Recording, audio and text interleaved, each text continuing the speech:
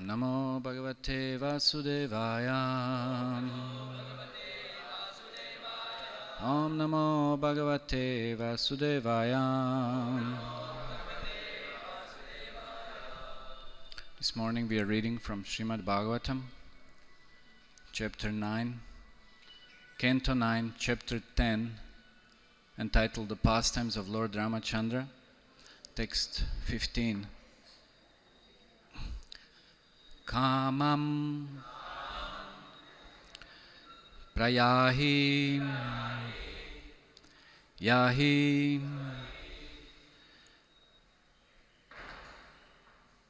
vishra vasam avameham trilokyam ravanam avapnuhim viram patnim badhini setum iha tem yashasam vaitatyai ghayanti dikvijaynam yam upetyam bhupa.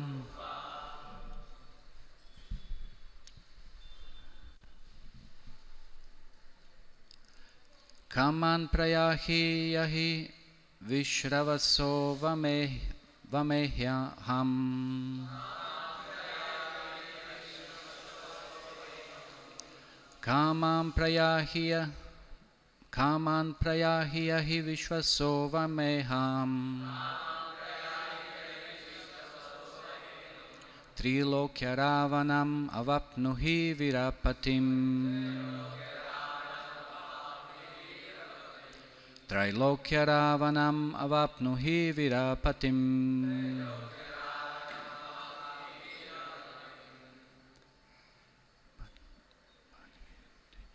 Badhini hi setum ihate yashaso vitatyai. Badhini setum ihate yashaso vatatyai. Gayanti dig vijayino yamupetya bhupaham. Gayanti dig vijayino yamupetya bhupaham. Kaman prayahi yahi vishravaso vamehyam. Trilokya ravanam avapnuhi virapatim. Badhihi setum ihate yashaso vitatyai. Gayanti dig vijayino yamupetya bhupaham. Kamam prayahi yahi vishravaso vamehyam. Trilokya ravanam avapnuhi virapatim. Badhini setum ihate yashaso vatatyai. Gayanti dig vijayino yamupetya bhupaham. Kaman prayahi yahi vishravaso vamehyam. Trilokya ravanam avapnuhi virapatim. Badhihi setum ihate yashaso vitatyai. Gayanti dig vijayino yamupetya bhupaham.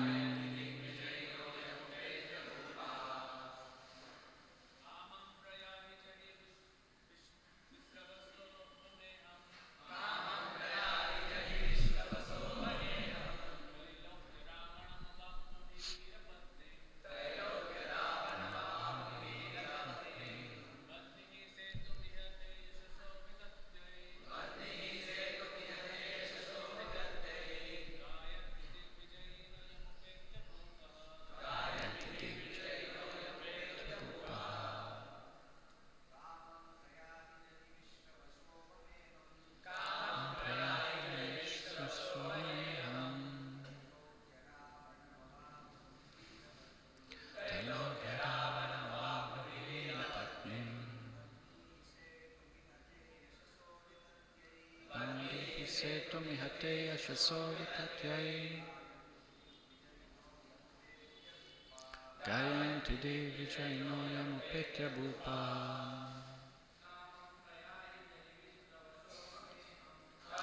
Prayami shisha satova mehyam.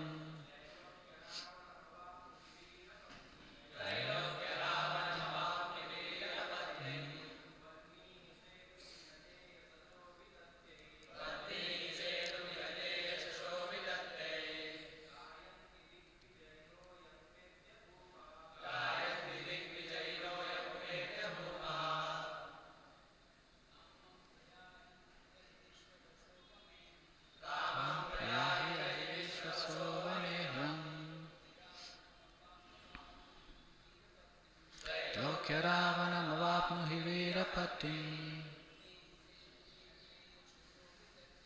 Pandehi setum ihateya shasovitatyai.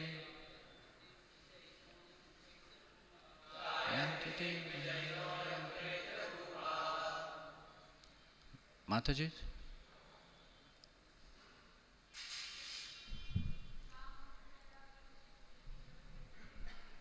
Kamam prayami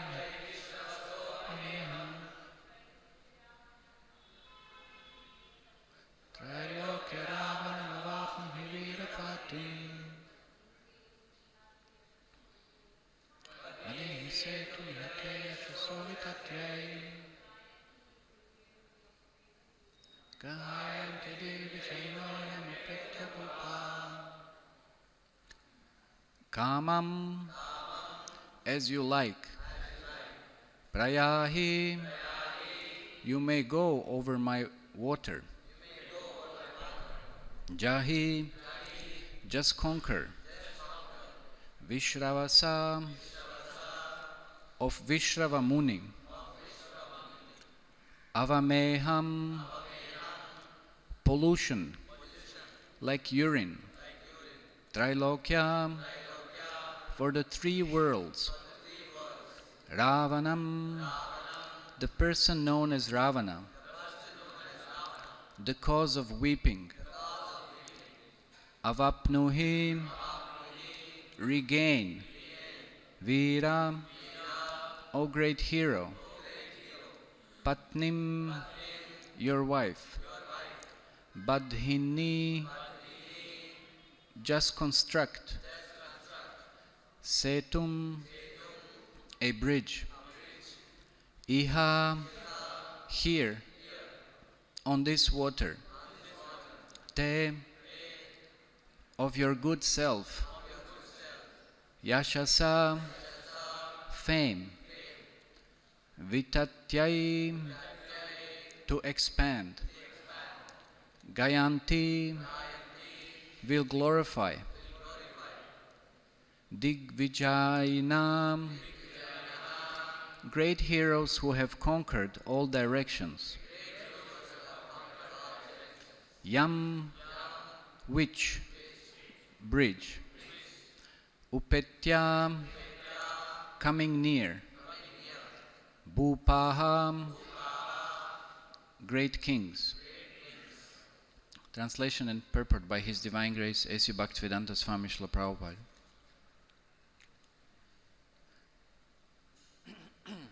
My Lord, you may use my water as you like. Indeed, you may cross it and go to the abode of Ravana, who is the great source of disturbance, and crying for the three worlds. He is the son of Vishrava, but is condemned like urine. Please go kill him, and thus regain your wife, Sita Devi. O great hero, although my water presents no impediment to you, to your going to Lanka, please construct a bridge over it to spread your transcendental fame. Upon seeing this wonderful, uncommon deed of your lordship, all the great heroes and kings in the future will glorify you. Purport. It is said that a sun and urine emanate from the same source, the genitals. When a son is a devotee of a great learned person, the seminal discharge for begetting a son is successful. But if the son is unqualified, and brings no glory to his family. He is no better than urine. Here Ravana is compared to urine because he was a cause of disturbance to the three worlds. Thus the ocean personified wanted him killed by Lord Ramachandra. One feature of the Supreme Personality of Godhead, Lord Ramachandra, is omnipotence. The Lord can act without regard to material impediments or inconveniences, but to prove that he is the Supreme Personality of Godhead and was not merely advertised as Godhead or elected by popular vote, he constructed a wonderful bridge over the ocean. Nowadays, it has become fashionable to create some artificial god who performs no uncommon activities. A little magic will bewilder a foolish person into selecting an artificial god because he does not understand how powerful God is. Lord Ramachandra, however, constructed a bridge over the water with stone by making the stone float. This is proof of God's uncommonly wonderful power.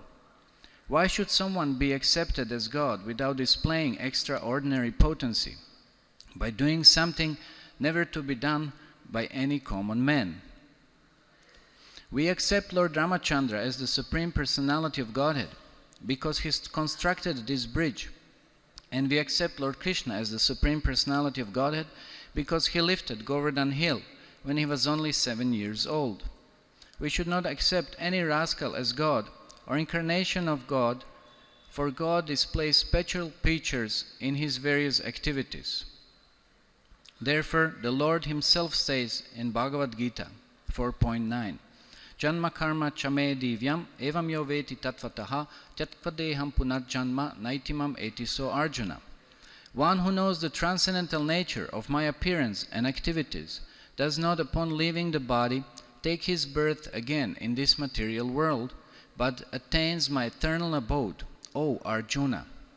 The activities of the Lord are not common. They are all transcendentally wonderful and not able to be performed by any other living being. The symptoms of the Lord's activities are all mentioned in the Shastras, and after one understands them, one can accept the Lord as he is.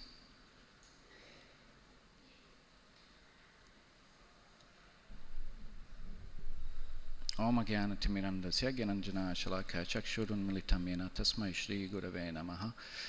Namo Vishnupadaya Krishna Prashtaya Bhutale Srimate Bhaktivedanta Swami Nityanamine Namaste Saraswati Devi Gauravani Pracharne Nirvishesha Shunyavadi Paschati Rashitarine Jaya Shri Krishna Chaitanya Prabhu Nityananda Shadvaita Gadadara Shvasari Gaura Bhakta Vrinda Hare Krishna Krishna Krishna Hare Hare Hare Rama Rama Rama Hare Hare Kaman prayahi yahi vishvasova meh vameham trailokya ravanam vapnuti virapattinim pandini setu mihate yashaso vitatyai gayanti dig vijaino yamupetya bhupa.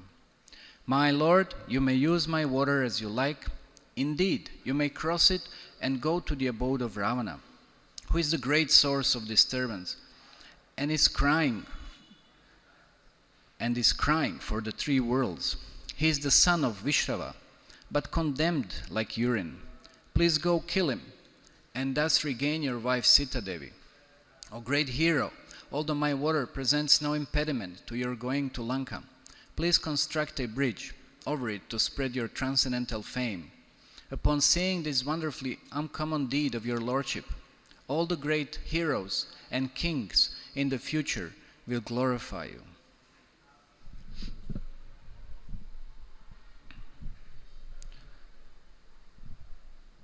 In this verse, Varunadev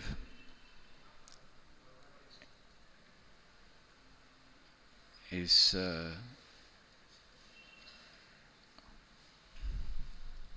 petitioning the Lord Ramachandra to go across the ocean, which is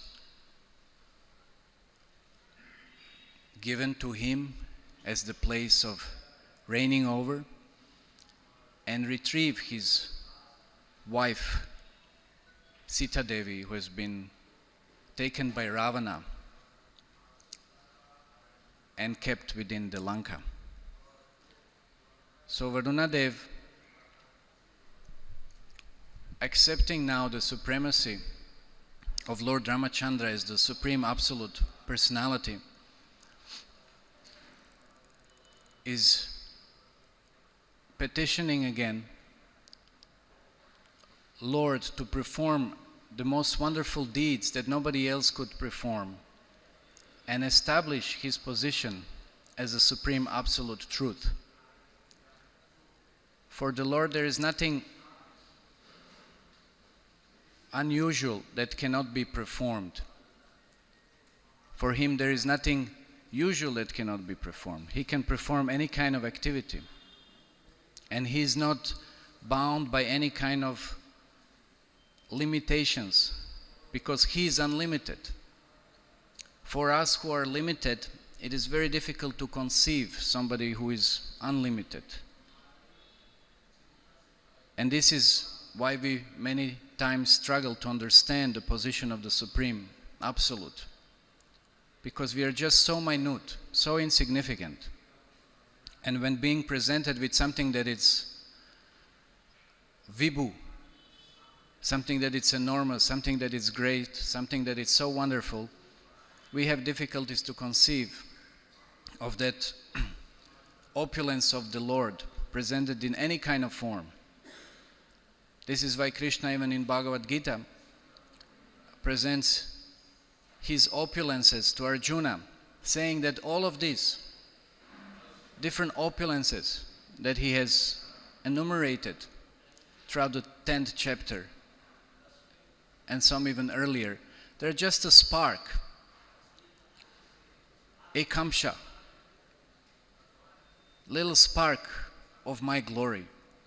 But what he has said, that all of those wonderful opulences that are there, they're presenting something the most wonderful that from our point of view, from our anu, or small, minute position, we may consider they're the most wonderful. So Krishna is so enormous, it is so wonderful, it's so great that we cannot comprehend his glory. But at least to some extent, to some of our understanding, at least we can try to appreciate how wonderful he is. So often Srila Prabhupada would say that people speak how God is great. But he would point out that we should know how great he is. And this is what has been given in the scriptures. This is what has been given in all the revealed scriptures. If we read Puranas, if we read any other parts of the Vedic literature, then we can understand how God is great. Of course, for some it's important to understand that God is great, that no man is great, because if people are very much attracted to certain type of worship in the lower modes of the material nature, then might even consider some human being worthy of some kind of adoration and worship. Or even less than that. There are different levels of worship that scriptures recommend to elevate one's consciousness. But if somebody at least comes to the higher levels of consciousness and is encouraged as such to worship in that higher mode of goodness, what to speak of transcendental goodness, then he may come to understanding that the only exclusive worship should be presented to the Supreme Absolute Truth. And there is no need to worship anybody else.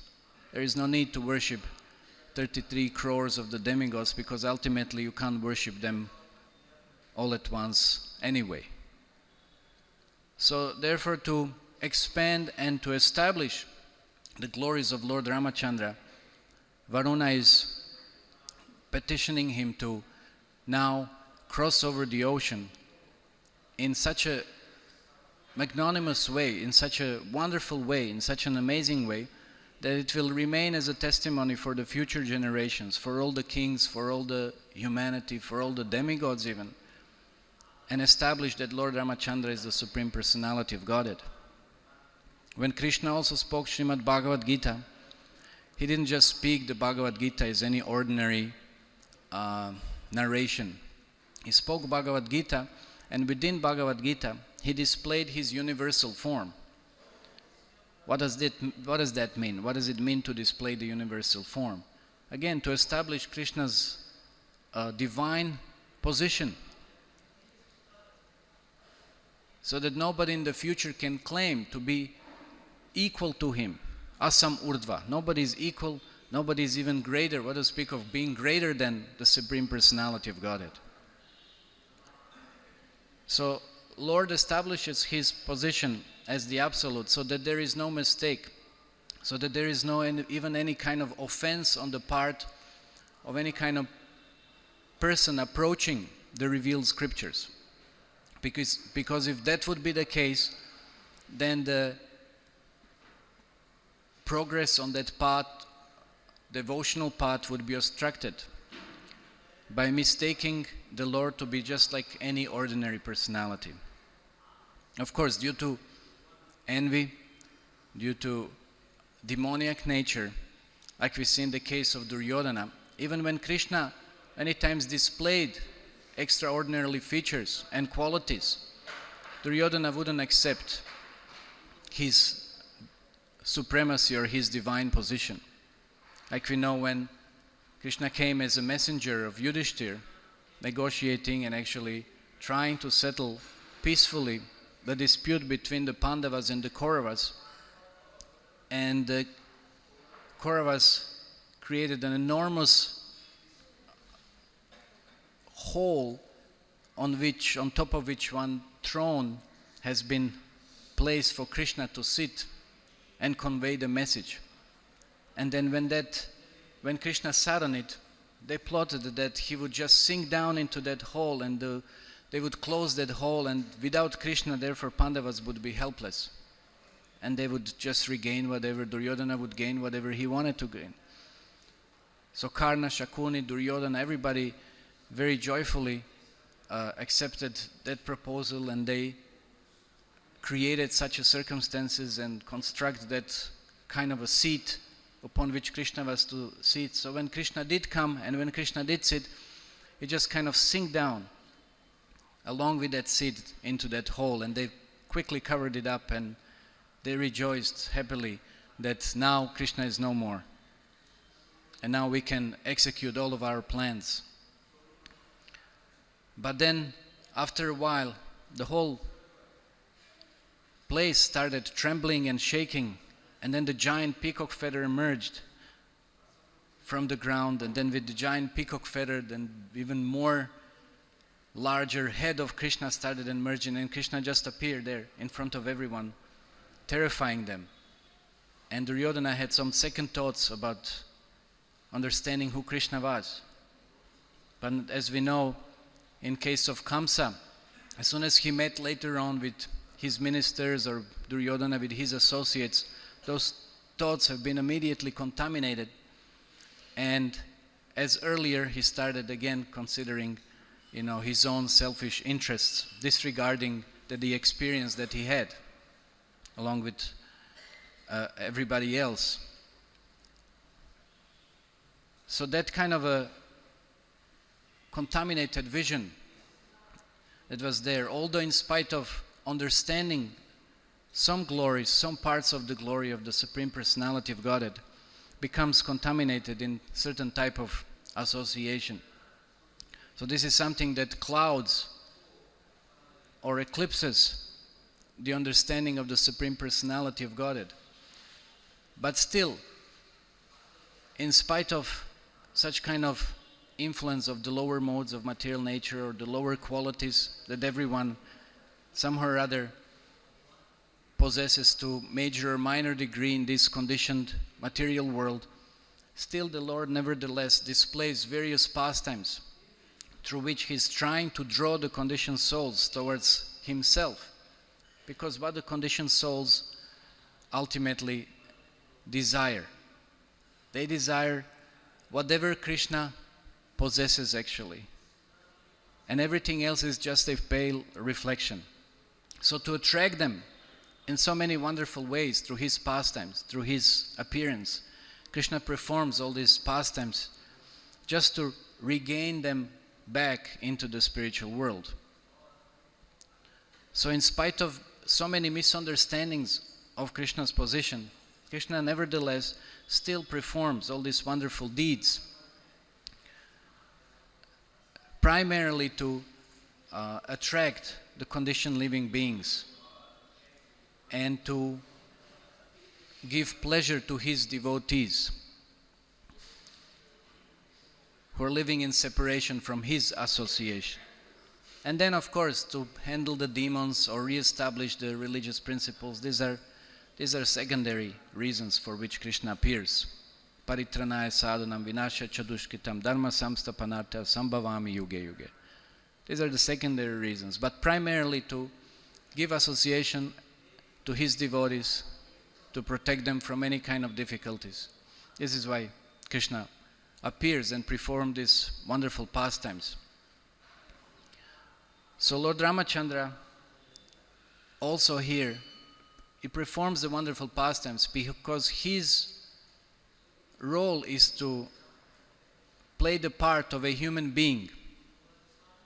He is not appearing to directly exhibit and expose himself as the supreme absolute truth. His role is to establish Maryada Purushottam, to establish how the perfected human being or how any human being should act within this world. So therefore, it is not so difficult in a sense to mistake him for any ordinary being. So in that way, he also performs the wonderful activities as Krishna, to some extent at least, to establish his supremacy, so that nobody can question his position as the supreme absolute truth.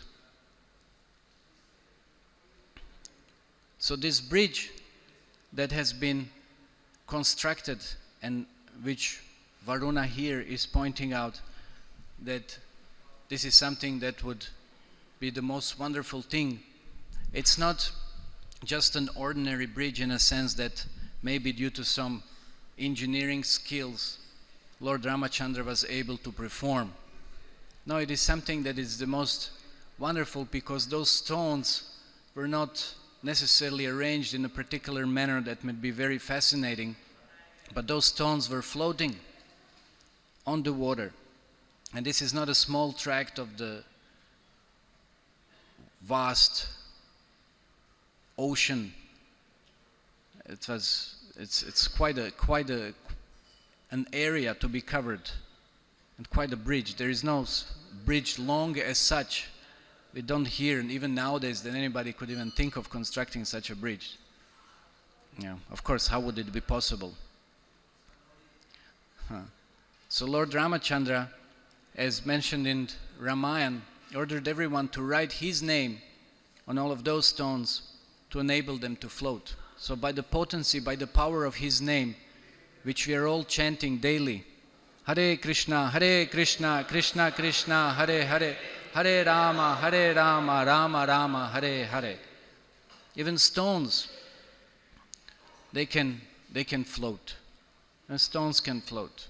Like we know, all the sound, vibration, when Krishna plays his flute, something that it's hard, it's melt, something that it's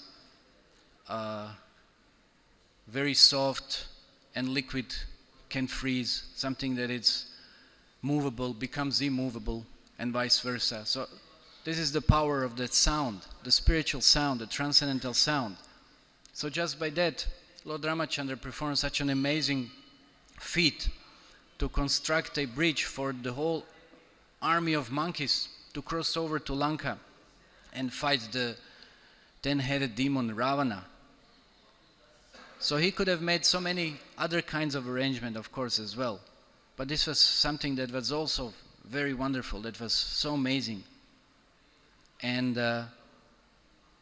nobody else nowadays can definitely perform anything as such. Neither we hear anybody in the past did it. Sometimes when you go to different places, you will find in some temples, like in Rameshwaram, they will show you some stones that float. And then some pilgrims might become amazed and they will say that these are the stones which Lord Ramachandra used. Even in some other places I've seen such kind of stones, not necessarily just in Rameshwaram. But there is no Lord Ram's name written on them. That's a minor detail that is missing. So sometimes it's fine, people who are very simple and have a lot of faith in Krishna, so then they accept it as such and it kind of strengthened their faith. But sometimes it may disturb the faith of somebody else who is not as simple, who might be a little more kind of inquisitive and more, as nowadays they would say, Vijnanic or scientific. And they may wonder, that these are very corrosive stones which float anyway. Are just very light stones, and if you step on it, definitely it will sink then. So how could a monkey army, step on such kind of stones and cross the ocean? So somebody may ask a lot of questions about it. So it's not the best way and means to relate to the whole pastime of Ramayana, because it's not authentic. So those stones are definitely not the ones which Lord Ramachandra used. And as I said, there are no names on it. So those kind of stones, whether they're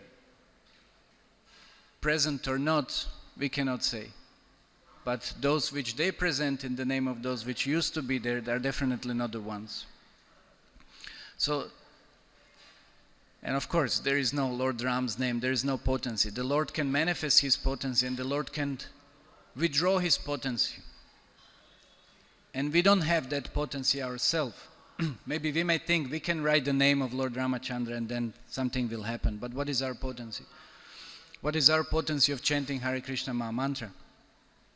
We may chant Hare Krishna Maha Mantra, but with all of the offenses that we commit, with all of the anarthas that we have, what is the potency of such kind of chanting? So, definitely, there is nothing again that we can compare to the position of the Supreme Personality of Godhead. So in this way, Lord Ramachandra performs the most wonderful deeds to attract everyone towards Himself, because this is where everyone essentially eternally belongs to. And Varuna Dev here also, after hesitating, and sometimes we may wonder why sometimes things don't just happen as we would expect. Why Varuna Dev didn't just immediately respond to the request of Lord Ramachandra. Because again, that position of the Supreme Personality of Godhead, His supremacy, wouldn't be established in such a magnificent, such a wonderful way as when there is some kind of a little flavor, additional flavor added to it. Some kind of, like in the case of Varuna, some little disobedience, some little kind of not immediate willingness to serve the Supreme Personality of Godhead. But of course, Lord Ramachandra doesn't become upset or angry at any particular living being. Nobody can actually offend the Supreme Personality of Godhead, because the Lord is all merciful. He understands the position of each and every one. Of course, material energy or the internal potency, even external potency, Maya Devi, they can become very much enraged at the personalities who even sometimes offend the Supreme Personality of Godhead and create some kind of rectifying circumstances for that jiva. But the Lord Himself, He never takes offense of someone who directly offends Him in any way. Of course, Varuna Dev didn't really offend the Lord, but as we say, it just created a certain kind of circumstance upon which the whole pastime became much more flavored and established His position as the Supreme Lord. He drew that divinity from the Supreme Personality of Godhead even more. Like sometimes when we have a discussion and then somebody may ask further questions. So then it's kind of trying to draw more from the speaker and try to establish more of the certain type of knowledge or understanding from the subjects that have been discussed. So Lord Ramachandra created that bridge, created that wonderful way for all the army to come and cross and fight somebody who apparently conquered the whole universe and thought that he is the supreme personality himself practically. You know that Ravana, he was so proud of his prowess that he dared to commit so many different kinds of offenses and just take, especially because he was very lusty, he would just kidnap anybody, any lady throughout the universe and try to enjoy it himself without any regard of that other personality. Of course, he was several times conquered himself, but still he was conquered by Bali, better say Vali. He was conquered by Vali. He was conquered by Kartavirya Arjuna. He was conquered by still some great personalities of this universe, but he was so covered by that desire to be the ultimate ruler of the whole universe that he kind of disregarded all of those. He didn't even consider those. He didn't in any way affect or brought up any kind of humility within him. And although he was very learned personality, it is said that he would chant the mantras, since here it is mentioned that he was the son of a Brahmana, Vishrava. But the lower qualities that he possessed became prominent within him, and he cultivated those lower qualities. One reason why he had those lower qualities manifested, because the Vishrava's wife, she was from the Rakshasi background. So the son very often assumes the quality of a mother, not often, assumes the qualities of the mother. So this is the reason why also Ravana wasn't, Brahminical as somebody might expect him to be, although he was very expert. So that definitely influenced his nature.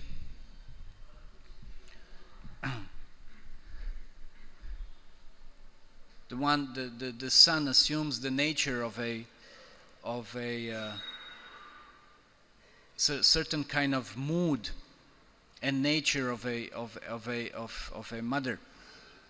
So because he was acting as a Rakshasa like this is why Lord Ramachandra had to intervene and had to definitely save everyone else within the universe. As stated in this verse, everyone was crying because they were so tormented by Ravana's activities.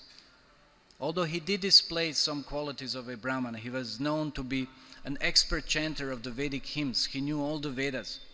He would perform yajnas, and even Agni himself would be so drawn to personally become present within all of those yajnas.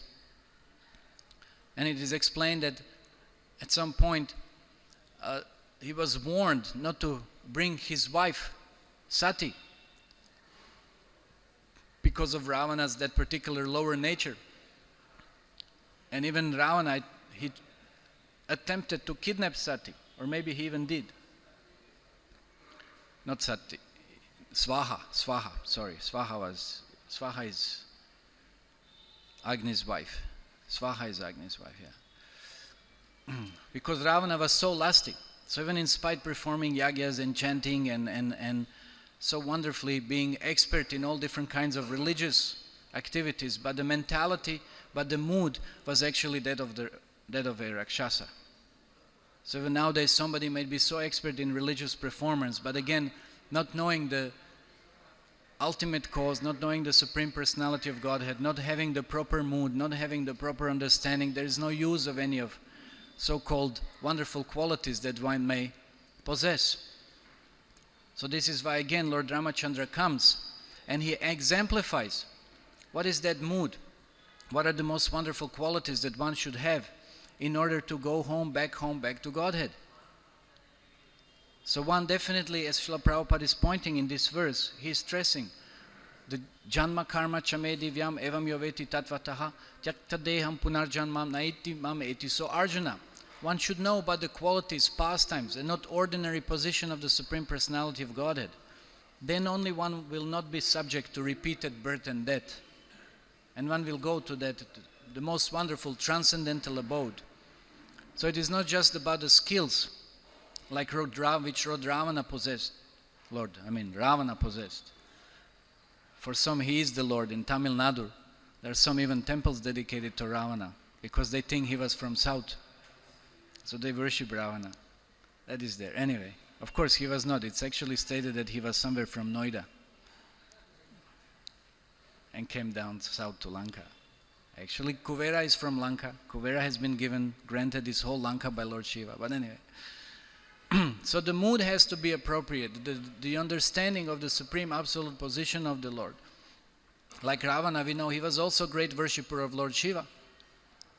There's a whole story about how he was so devotedly worshipping. But why he was worshipping? Just to gain position, just to gain power, just to control everyone within the universe, have everyone under his sway. So the motive wasn't appropriate. Although he might have been so very skillful in performing all the religious activities as such. So this is why it has been stated here. Srila Prabhupada points out that Varuna was very happy actually that Lord Ramachandra is now finally deciding to go and face and conquer and kill practically Ravana, because he's giving so much distress to everybody within the universe. So many difficulties. So that everyone can be finally relieved from all that trouble that Ravana is causing. So then Srila Prabhupada points out here in the purport that such kind of a son, what is the use? What is the use of such kind of mutra? Such kind of putra who is practically compared to mutra. Because it doesn't bring glory to his family. Did Ravana bring any glory to his family? Rakshasa family? Definitely not. He did speak, they were all destroyed.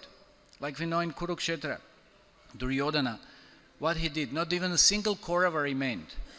Not even a single Kaurava remained because of Duryodhana's ambitiousness and all the wonderful qualities that he had. All the sons, all the grandsons, everybody wiped out. Not a single one remained. So Ravana also like this, he crossed the line. He definitely had some qualities, but he didn't cultivate the good qualities. He was cultivating the bad qualities. And the worst of all, it's lust, which he couldn't control.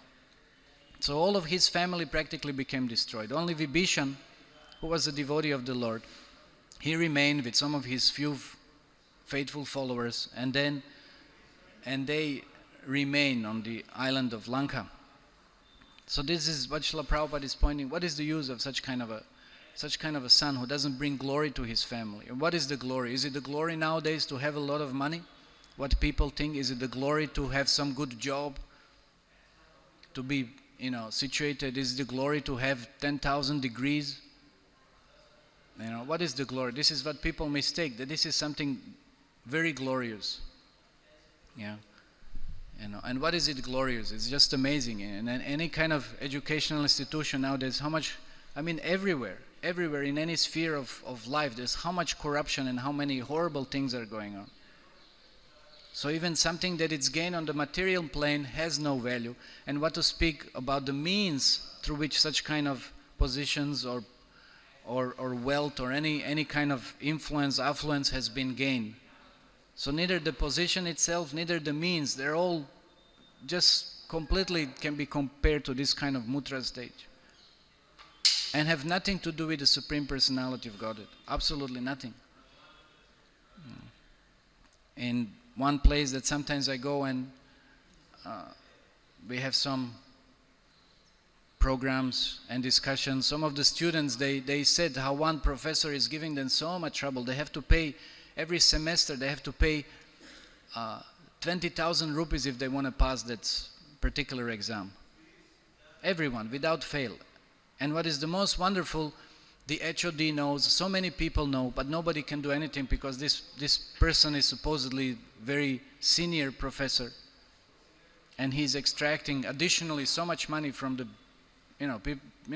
poor students who practically come from the village and are struggling so much, having so much debt and so many difficulties. And everybody knows what he's doing, and nobody's doing anything about it. It's just incredible. And then what kind of impression also, what kind of education he's offering, what kind of qualities he's inspiring within all of those students. They will also think, if he's doing the same thing, definitely we can also do the same. And in the future, definitely, this is what is going to happen. Yeah. It's like abused becoming abusers. Pretty much similar psychology. So then what is it? Neither that position, neither the mood or activities performed in a certain way, they're all just like mutra. Anything without connection to the Supreme Personality of God, it absolutely has no value.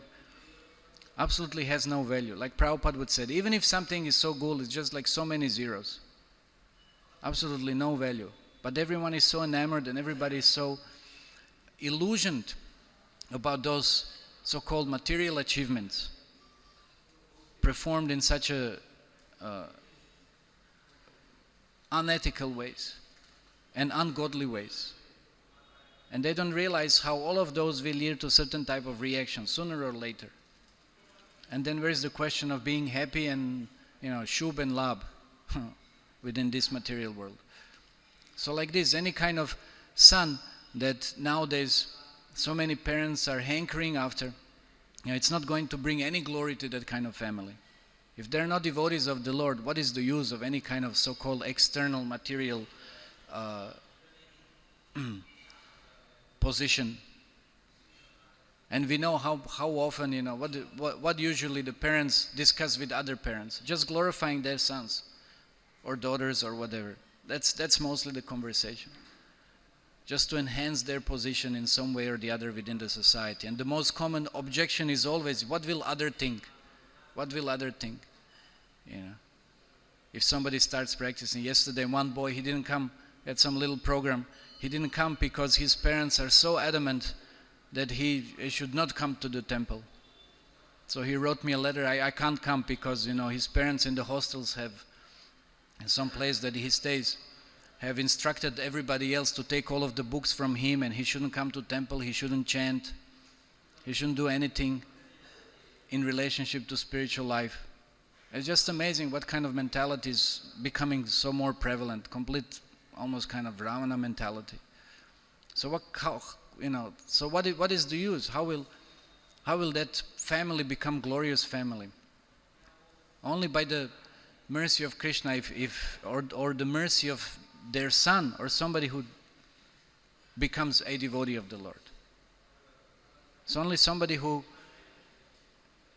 takes to the process of Krishna consciousness. This is when actually all the glory is present. Because like in Bhagavad Gita, wherever there is Krishna, wherever there is Arjuna, this is where all the victory, extraordinary morality and opulence is. Not by anything else. So that Ravana type of illusion has to be, and it should be as much as possibly, completely removed from the contaminated consciousness of a nowadays society. Because this is where everybody leans towards, so that kind of mutra consciousness, mutra mentality.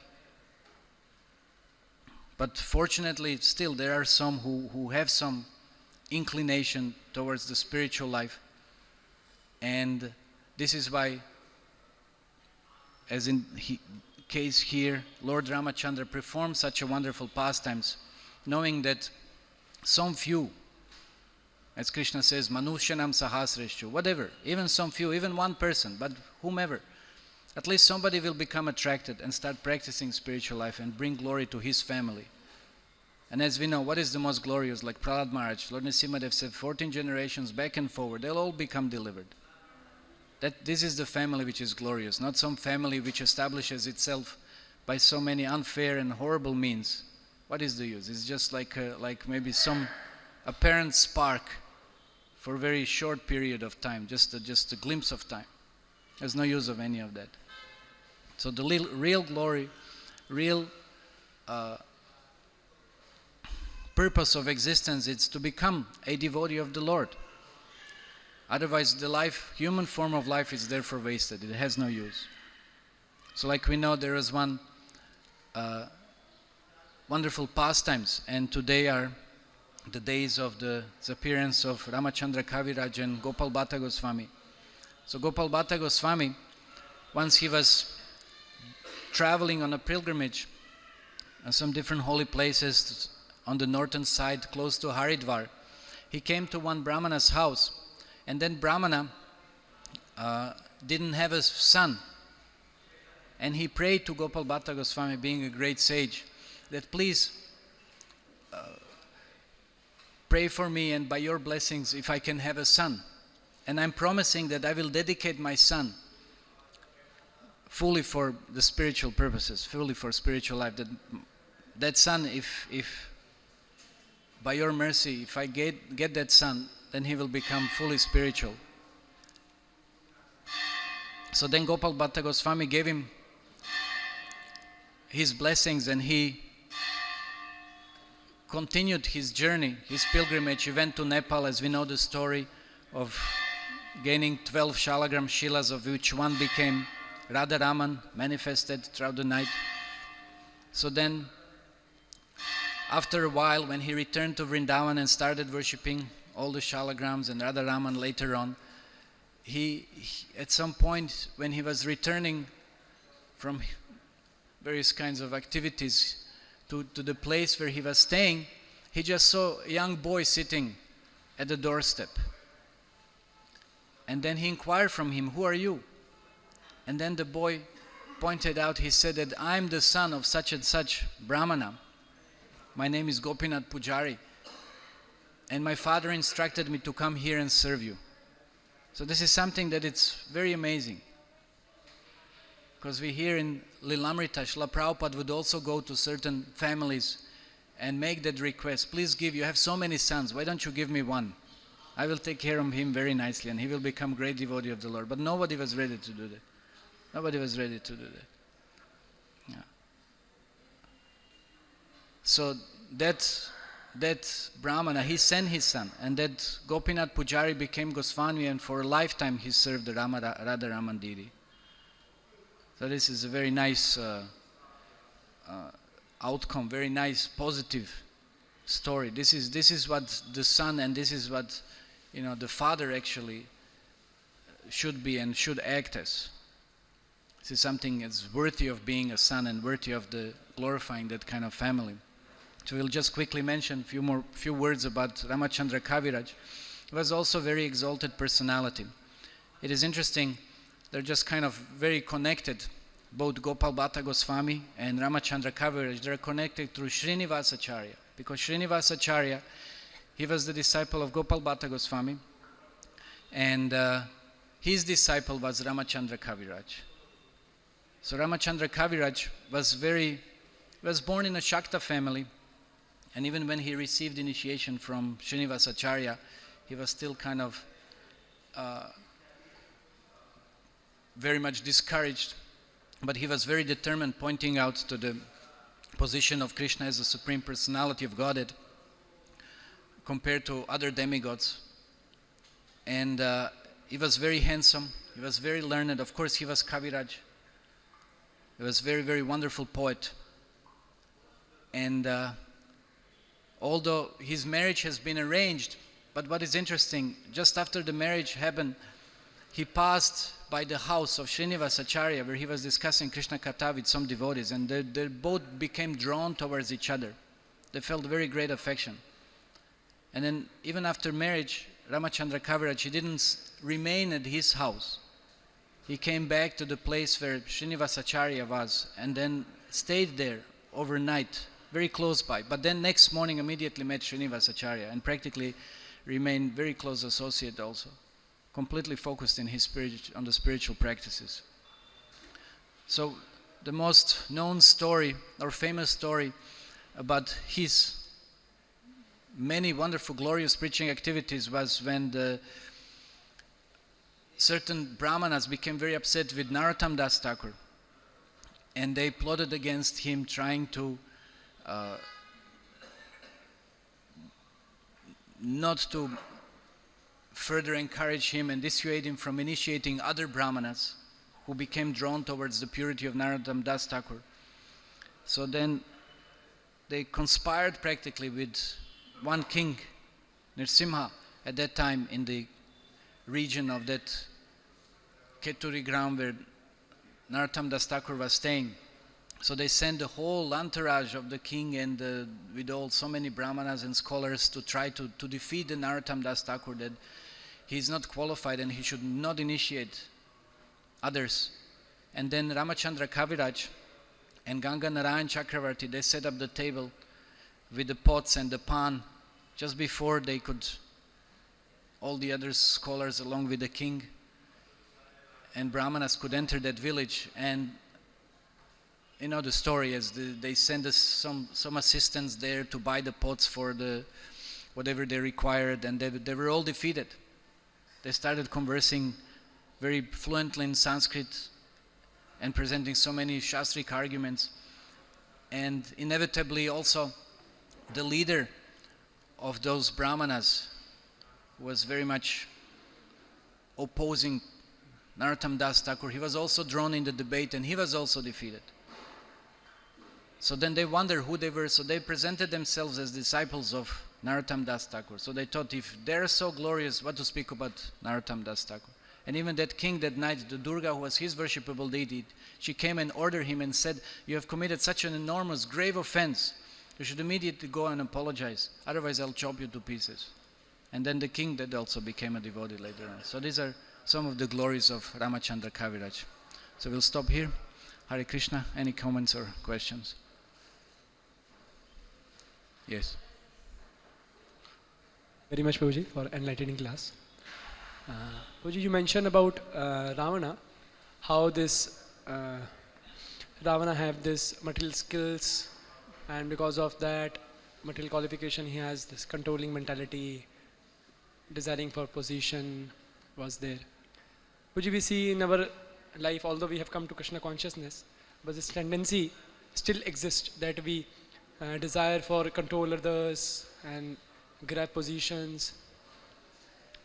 With this, when we stay in temple or in Krishna consciousness, the actual bliss, what we're supposed to get from rendering service to Krishna, to Vaishnavas, that we didn't relish, didn't get, in spite the external controlling mentality. That happiness, what we supposed to get, it start coming from there. That position, comforts are there, facilities are there, and people are following us, I'm controlling them. The happiness which is supposed to come from a spiritual life, rendering service, which that bliss, take part, that we are starting getting from material things. So how Puji is very dangerous for our spiritual life. How one can overcome, get rid of such a tendency, though we are in. Such tendencies have to be engaged in Krishna's service, and then gradually they become purified. There's no other way. Every kind of tendency that we have, as long as it is not harmful to others, that's something that we have to be careful, because by committing offenses, that's where we lose the taste. So whenever such kind of any kind of tendency, everything in spiritual life, we connect to Krishna consciousness, or we try to engage in Krishna's service. Only thing, we have to be properly again guided, taking shelter of the senior devotees, that we don't willingly or unwillingly, due to such kind of little more, we may say, passionate nature, commit some certain type of offenses. So this is the only thing that we mostly have to be careful about. Prabhuji, is it not that although we have so much passion to acquire, and when we get also, then our passion will increase, Prabhuji, rather than it's curbed? Well, when we practice spiritual life, we also simultaneously gain some taste for Krishna consciousness. So when we gain taste for Krishna consciousness, with more practice of Krishna consciousness, that taste will keep on increasing. So once we gain more taste again for spiritual practice, then such kind of tendency won't become so attractive and won't distract us from the real spiritual goal. So we have to continue in spite of whatever it is. Yeah, like it said, we commit offenses, we chant Hare Krishna, still continue chanting Hare Krishna. That is always the advice that is given. Okay. So we'll stop here. Time's up. Thank you very much. Srila Prabhupada ki jai. Srimad Bhagavatam ki jai.